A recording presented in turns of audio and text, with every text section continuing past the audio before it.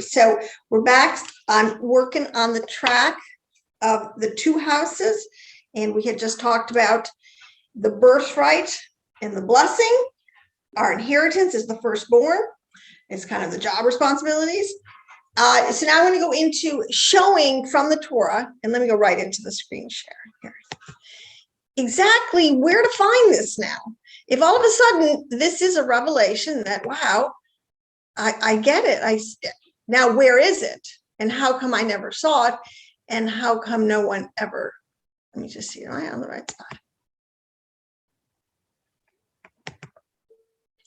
So it showed me about the two houses, how this is how history has unfolded. And not to spend a lot of time here, but this is important, just the history that you have, where you have a divided kingdom that surfaces.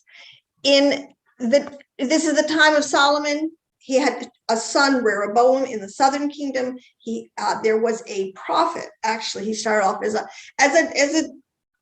up and coming prophet, legitimately so, within the house of Israel, prophesying to the king now in the southern kingdom. Well, to Solomon's son who took over. And anyways, the whole discourse, the whole thing happens that it leads to civil war, or the very verge of civil war.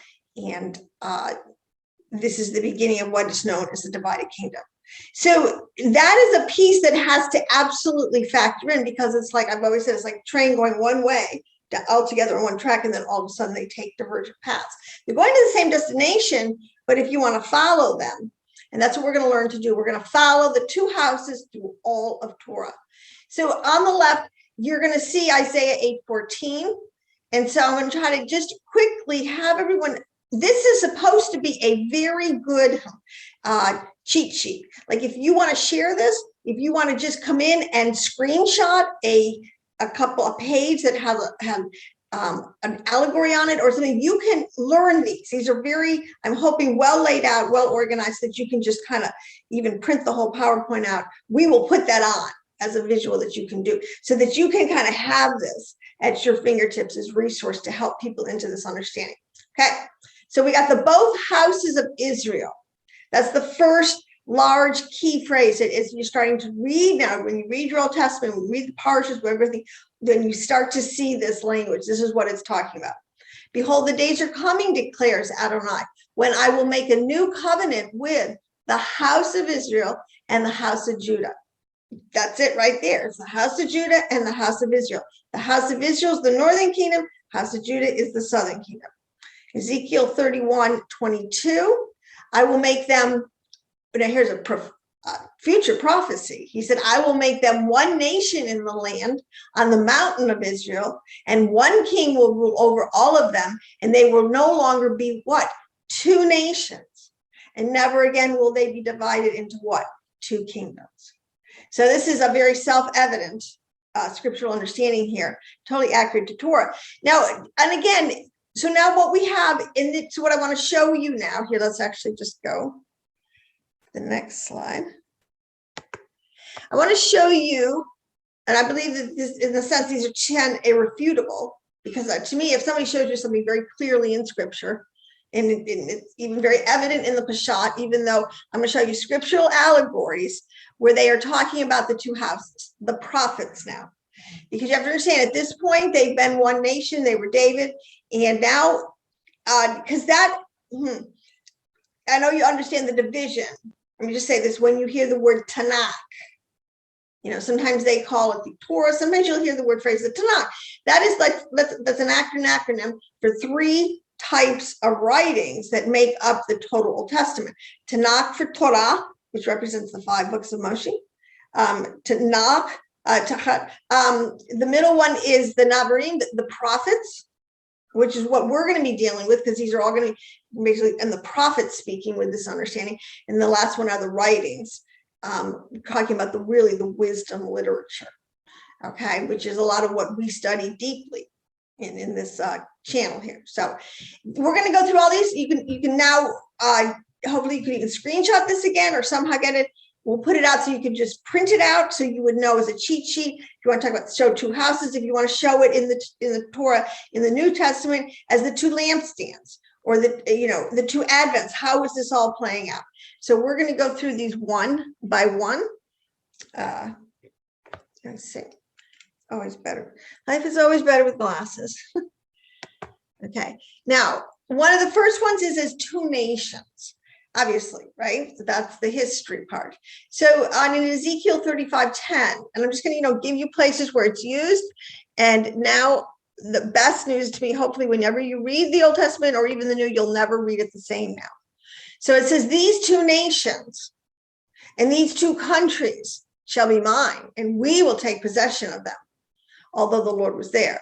Now, I just pull out the snippets because I want you to see, again, someone is saying, and because you said, actually, that was Edom, that was the Edomites, and I'll come to this, but the two nations and the two countries, referring now to the split in the divided kingdom. That's how the world saw them. They were no longer one. They were two nations. They had their own kings, own prophets, own economies, everything. So, but in this word here, the nations, the word nations, these are the important Hebrew words to get. Because nations is that famous word goy, the goyim. This is a phrase that, the Jews have taken a lot of heat for, so to speak, as calling Gentiles. Now, I have no problem with it. I understand, but that's not the emphasis in this teaching. But that's just to bring your attention to, you need to really, if you look in the Hebrew words to find out nations, what's behind it, is it this word goyim. Countries. Now, this one really threw me because I wasn't expecting the word eretz, now, which is the word earth. And it's used 655 times as earth. And we are talking, earth is really to me, more of a word that talks about the whole world of asiyah, physicality, things that are on the earth as opposed to in heaven. That's a whole different dimension. We're talking about earth. So I'm not quite sure a country, it's interesting, a country called earth, does that mean that there's other countries, quote unquote, these dimensions? I don't know. So that one I'm just leaving there. But in Ezekiel 35, in verses 5 through 7, and this is a verse that needs to be understood again. That's why knowing the keys in the sense, who are these people referring to? These are all code words. So it says, because you, and again, if you read the broader context, you would know you are the Edomites, okay, harbored an ancient hatred and delivered the Israelites over to the sword in the time of their disaster at the final stage of their punishment. Therefore, as surely as I live, declares Adonai, I will give you over to bloodshed, and it will pursue you. Since you did not hate bloodshed, it will pursue you. I will make Mount Seir a desolate waste, and will cut off from it all those who would come and go from there. Mount Seir is the capital. Seir is the capital of Edom, and that's the one of lineage that comes from Lot and having incestual relations with his two daughters. They just kind of went south. After that, then the people, they never regained any kind of really moral ground, and to the point where they had taken hold, that the enemy had taken hold of them with that ancient hatred, which is also known as Amalek. But again, that's another discussion. But the point is, you have to see, again, that's how the world saw them. That's the testimony in Torah, the two nations. And let's keep moving on these. Now this is the two, actually, this is so in the way. Oh, the two families. There's another one. Okay, remember I listed 10. There's actually going to be 11. But these are 11 different allegorical ways that the prophets are referring to this spiritual, this condition in the natural that had happened, and also its spiritual condition for what it meant for the people, and then long range, what the Father was going to do about it. Because there's the most beautiful prophecies, because we're part of that trajectory. I mean, what happened then, that all the promises affect us today. So in Jeremiah 33, in verse 23, 24, he's talking about the two families. So it says, moreover, the word of Adonai, the word of the Lord, came to Jeremiah. Have you not noticed what these people are saying?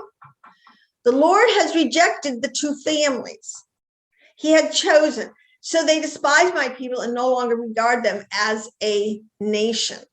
So isn't that interesting? Again, you have this concept that they are, the people around them have no problem identifying them now as two separate entities, two families, two nations, two people, okay? So then in Jeremiah 33:7, the flip side is, it says, I will bring to it health and healing. I will heal its people and reveal to them the abundance of peace and truth. I will restore Judah and Israel. So now as you begin to see there, it's right there that there's two. Now you understand who Judah is and Israel is, and that they're split right now. We are not a unified house.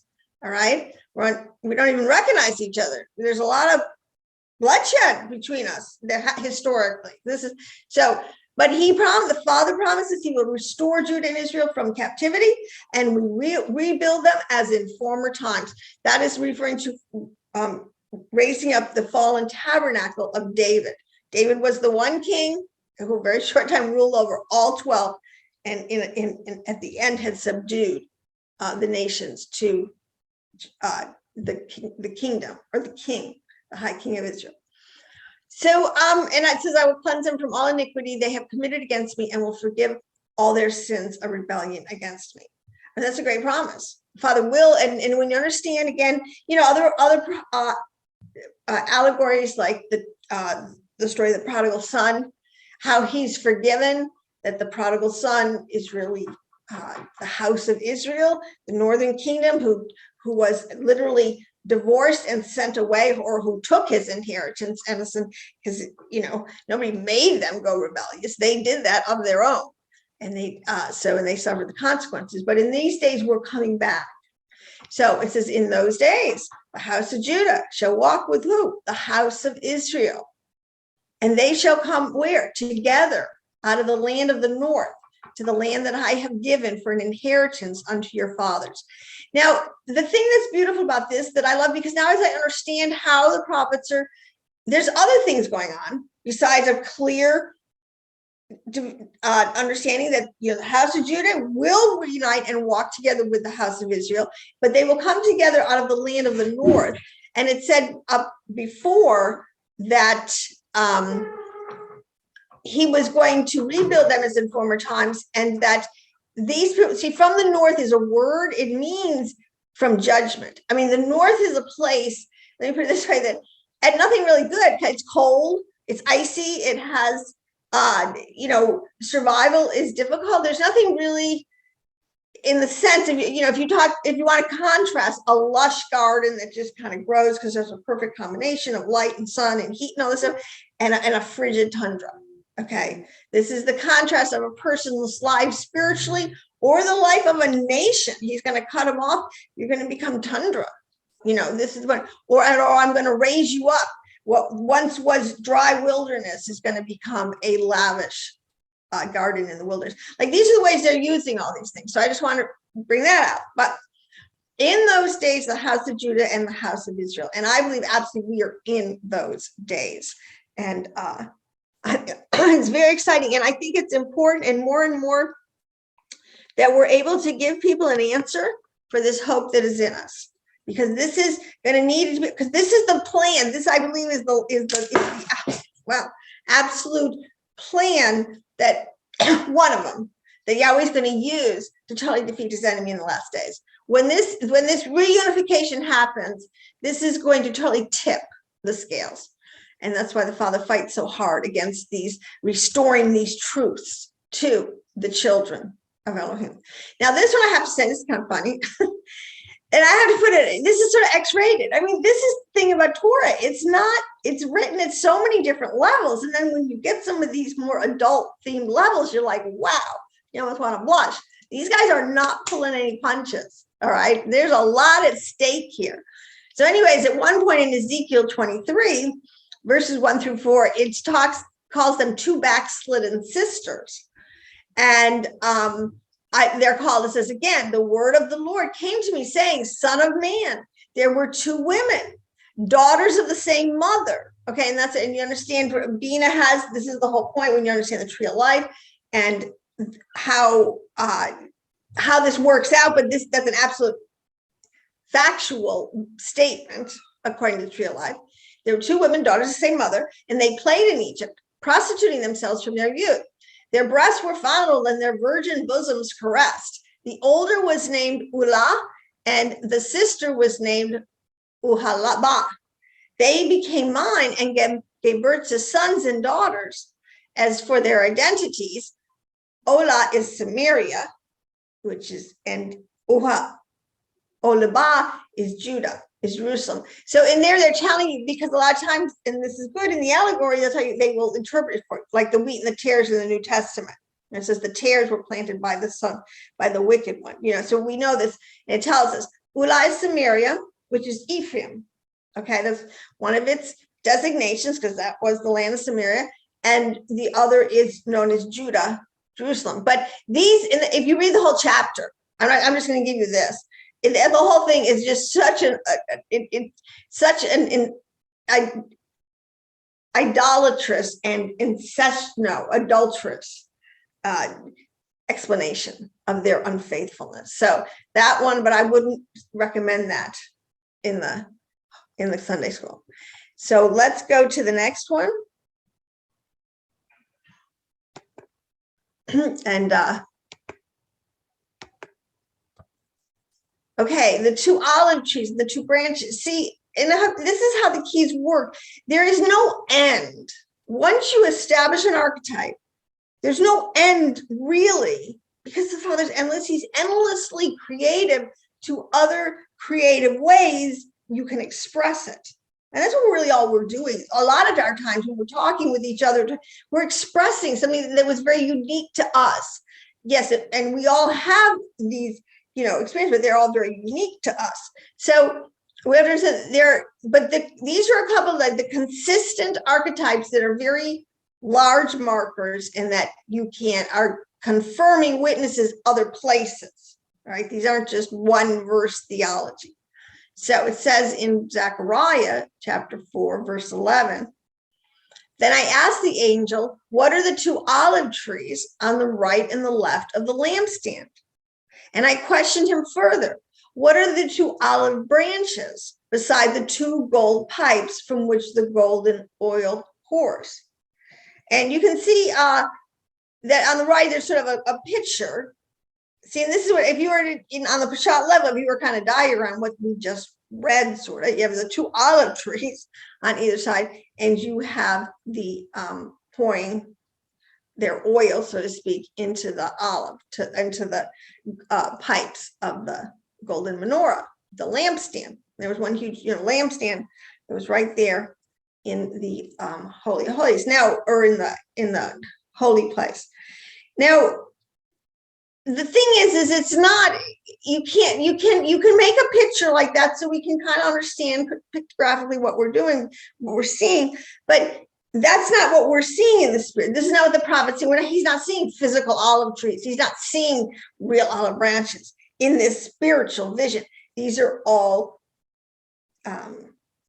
symbols. So how to interpret it. But so again, the verses, it tells us in one sense, in the next verse it says, and he said, these, so what you're looking at, these two olive trees, these are the two anointed ones who are standing beside the Lord, which is Hashem, which is the name of all the earth. Okay, so that gives us a lot more information. But the thing is, the two olive trees represent, remember there were two trees in the garden. Trees, men represent trees, but just like not just any men. They're the sense of Adam came in the spiritual Adam. Okay, because if you understand on the Tree of Life, I don't want to get too deep into this, but this is a little more Kabbalistic. In order to understand this and to see this in your mind, you have to have an understanding of, the left side, the right side, the middle pillar, and the way this is diagrammed out. And the menorah is, and I've done teachings on this, is actually a pictographic, just done in a different way, showing the Tree of Life, Zeron, or the 7 golden lampstands. Okay, so let's go into Revelation where it talks about these. So I'm saying these are very coded symbols, but a true sage, or John, somebody like John, the revelator, or these, but would know this. These are keys. They would understand this. I don't know if I explained that well enough. But in Jeremiah, again, we have more confirmation. It says, the Lord once called you a flourishing olive tree, beautiful and with well-formed fruit. But with a mighty roar, he set it on fire, and its branches will be consumed. The Lord of hosts who planted you has decreed disaster against you on account of the evil that the house of Israel and the house of Judah have brought upon themselves, provoking me to anger. See, this is something too. We know there's a lot of finger pointing that goes both ways. Oh, you know, and this is one of the things that started what is called replacement theology, where a lot of those pagan Christians coming into the church, or whatever you want to call them, were not submitting to the olive tree that Judah was, Judah was tapped into the anointed oil. This is the whole point. And it's created a problem, but both houses have a history of provoking the Lord to anger. None of us. So that just any anti-Semitism or anti-Christianity, anything goes either way, is just really an ego thing, issue of the heart. So this is, again, the olive trees and the olive tree and the lampstands. Now, this is a very famous one, and this is pretty easy to pictograph in your mind. You don't need a lot of special kind of keys, you know, because I think in the other one, it's helpful to know a little bit about the temple, the layout of, you know, the lampstand and the relationships of things, because it helps to flush it out. So you can accurately refer it to what it's referring to. But this one about the two sticks, and this is, I have to say this because,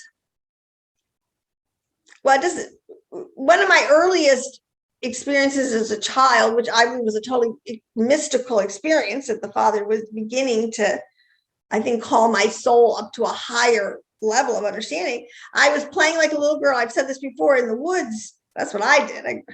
And I had two sticks, or I had a stick, and I broke it.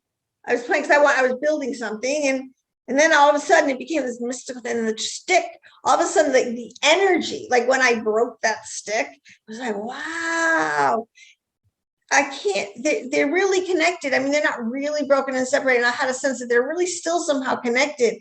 And even though I had these two sticks, it was just, but it taught me, again, it was beginning to teach me their deeper realities. Because in reality, right, because Elohim is Echad, none of this, there is no division, right? It's just what we're walking through right now because of our choices. So anyways, again, the word of the Lord came to me saying, and you, son of man, take a single stick and write on it, belonging to Judah. And to the Israelites associated with him, whenever you see Israel with Judah, you know, I mean, okay, so that we know we've already taken care of Judah, so the only other house left is Israel. So the Israelites, because a lot of these translations, they're not really good anymore. In other words, they replace the word house. This is like the house of Judah and the house of Israel, which those are very biblical. That's a very specific Hebrew configuration, bet.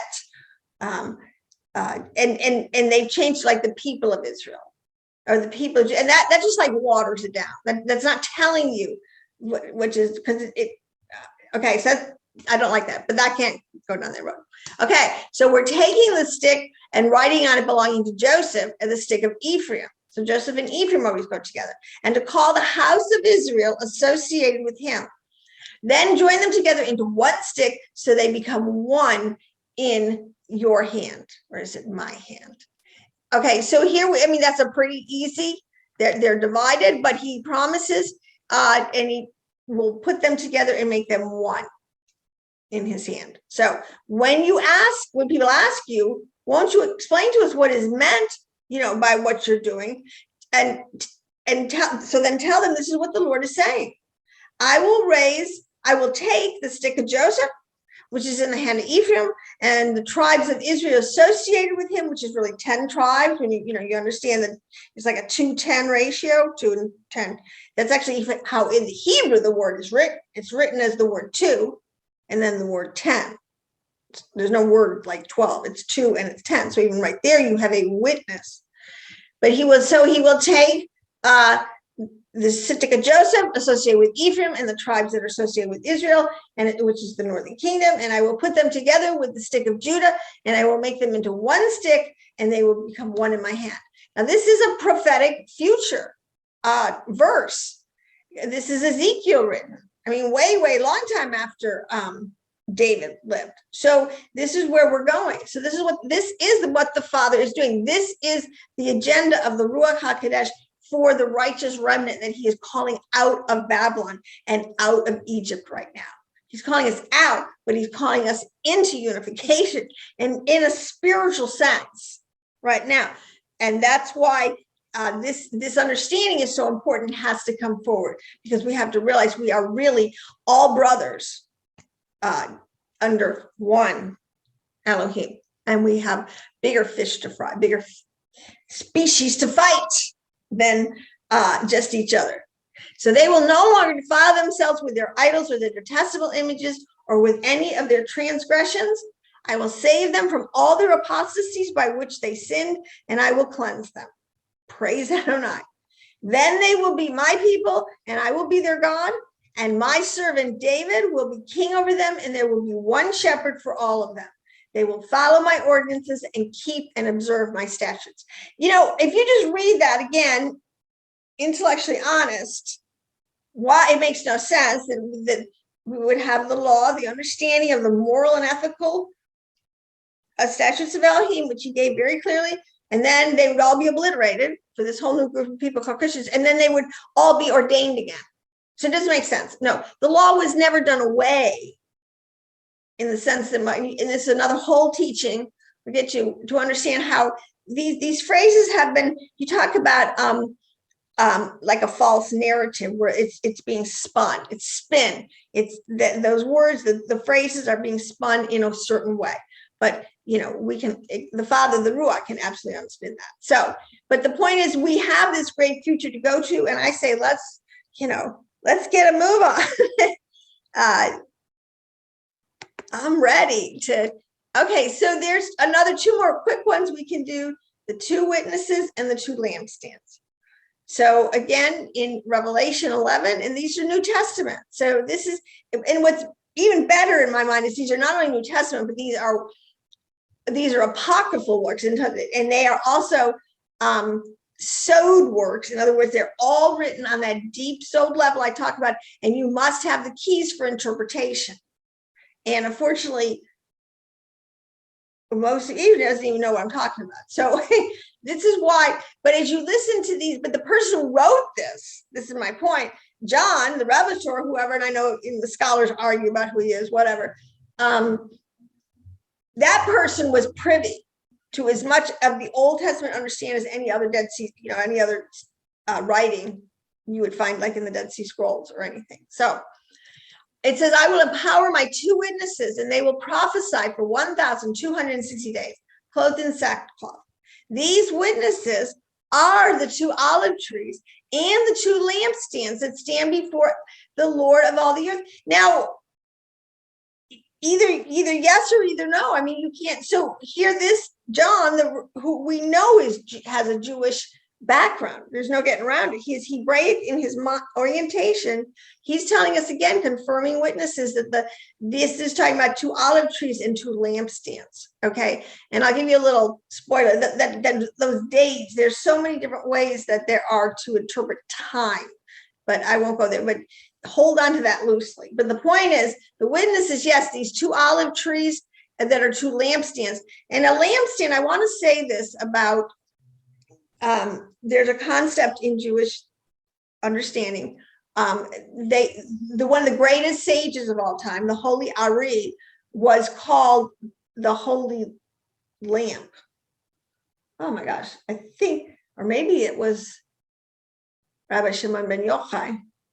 But anyways, as a lamp, because a lamp is a vessel, is a container for light. The lamp is not the light, right? Or the lampstand is not the light, but it is definitely the container and the apparatus that is used to receive the light and to put right. And that's sort of, so it's equated to a life, a body, a soul, a living, the impact of somebody's life. If they were a lampstand, their light was in their generation had a purpose, like a light, like a lampstand. It was exuding light for that generation. And there have been some great lampstands, but there are these two in particular. And the olive trees, again, I mean, they burn the oil for what? For light. So we're talking all about, and the allegories that Yeshua, the whole light of life. There's just a lot in this, but I want to say, we're just sticking with these are of the two houses, and that they do have two witnesses. And a witness is something, they bear witness to something each is bearing witness to Yahweh about something different. Okay, and both of them, when we get to, are going to give Yahweh great glory.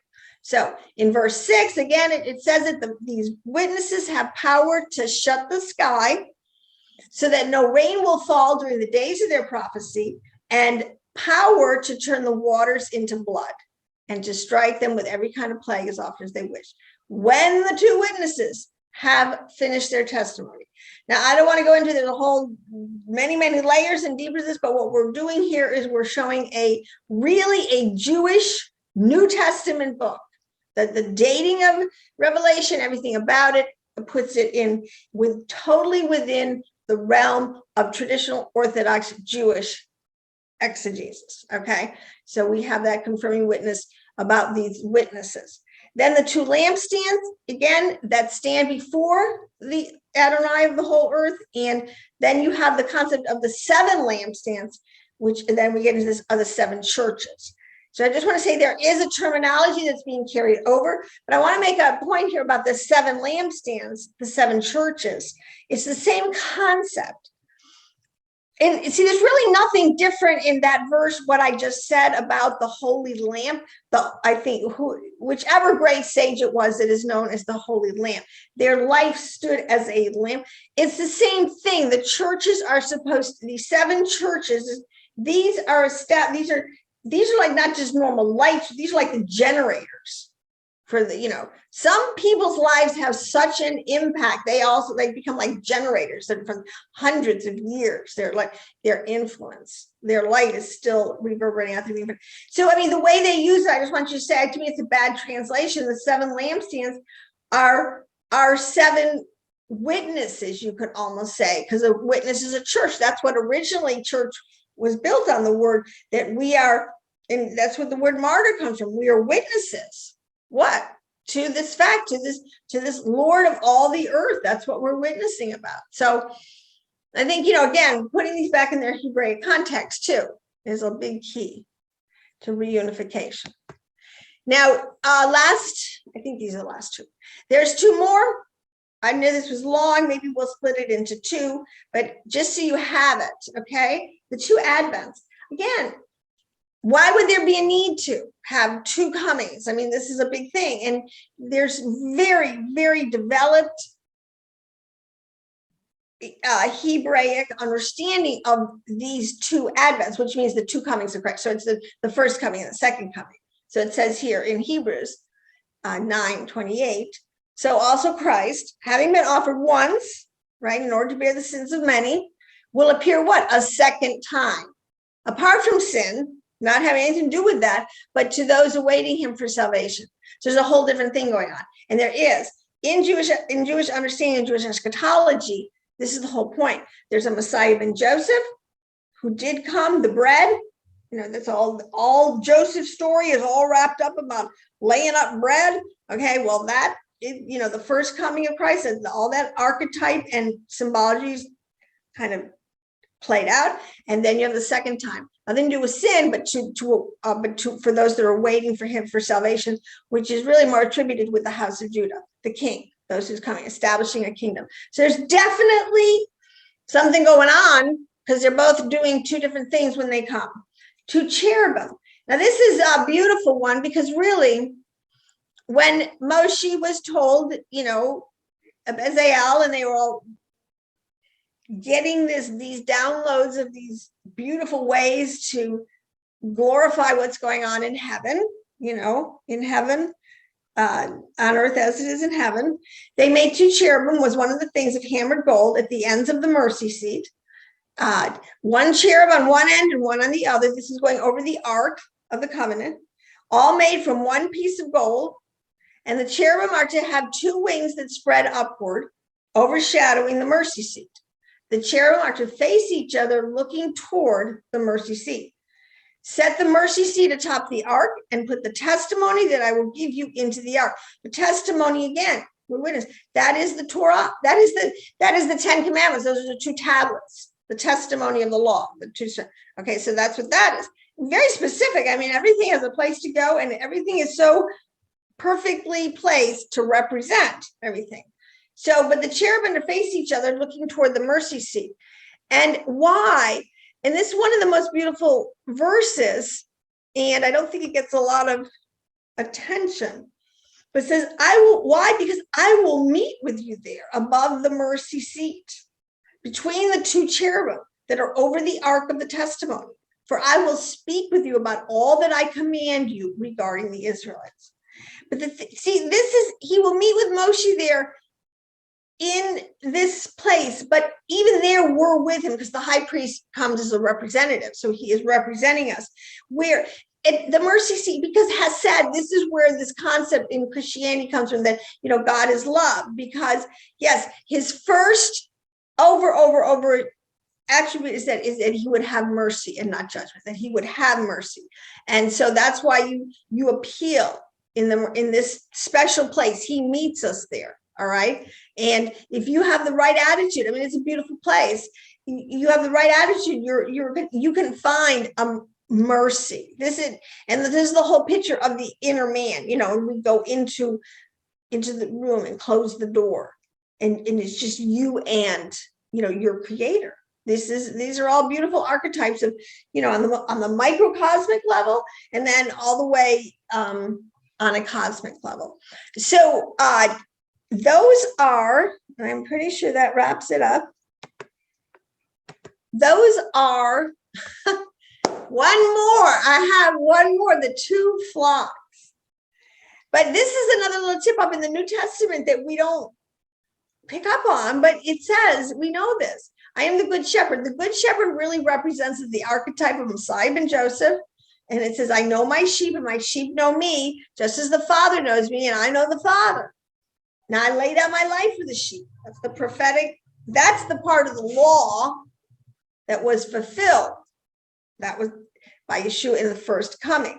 But I have other sheep that are not of this fold. I must bring them in as well, and they will listen to my voice. Then there will be one flock and one shepherd. Well, after everything we've been through with the two houses, who else could John, a good Hebraic student of Torah, taught by the master Yeshua himself, what else could it be referring to? And verse 25 through 28 says, I have already told you, Yeshua replied, but you did not believe. The works I do in my Father's name testify on my behalf, but because you are not my sheep, you refuse to believe. My sheep listen to my voice. I know them and they follow me, and I give them eternal life, and they will never perish. So this is and I don't want to get into this again, but this concept of hearing the voice, the vibration, that there's a certain frequency the Father has reserved that he speaks to his own on. But in the last John 11:52, when it talks about a prophecy, when the high priest says that it is destined for one man to die for the nation, but not only for the nation, again, these little hints, but also for the scattered, keyword, and the word scattered children of God, and gather them together into one. Well, who are these scattered? And if you look at the word, one of its nuanced usages, and its translate could be squandered, because the northern kingdom squandered their inheritance, is what it says, but also for the squandered children. So there, I mean, all these little remezes, hints of what we now know, in the bigger picture to be true. So this is a work in our day. Now, the last thing, there's our cherubim. We just come between the two witnesses. See, this is the beauty of it. It's not like Judah's cherubim, this is bigger. I mean, we're both on our knees, in a sense, this witness that we have before the Father who is in the midst. We're both humble and of the same mindset. to have to come and be in the middle of this. Okay, it's not, but I want to just say that these are the key words that you need to just sort of recognize now when you read the Old Testament, and to help show people. Look up words: house of Judah, southern kingdom, house of David, always referring to the southern kingdom. Okay, after the split, lately became known as just now the Jews. Bottom line, today in the world, when people say the Jews, and they're talking about the demographic Jew, people that are represented by the nation of Israel and the Jews in the world, they're talking about what's left, the remnant of the house of Judah. But on the other hand, you've got the house of Joseph, house of Ephraim, Samaria, northern kingdom, and Damascus. Those are all code words for the northern kingdom, for the 10 tribes, and us, Christianity, because it is our seed, because of the birthright, while we have multiplied that in all the earth. The seed of Yah is in all the earth because of what we were really ultimately, like, in other words, God worked together for good. All things work together for good. So he's using it to bring in the nations. And then if you want to talk, when the prophets want to talk about both houses, and a lot of times they do, they'll use both words. They'll go all Israel and Jacob. It'll use the word Jacob and Israel, usually in the same verse or the 2 verses, right, together, because that's kind of, Jacob had 12 sons. So I hope that's a quick, concise, and scriptural way in which you can help learn yourself and bring others into this understanding. So that wraps up the 2 houses for this week. Shalom.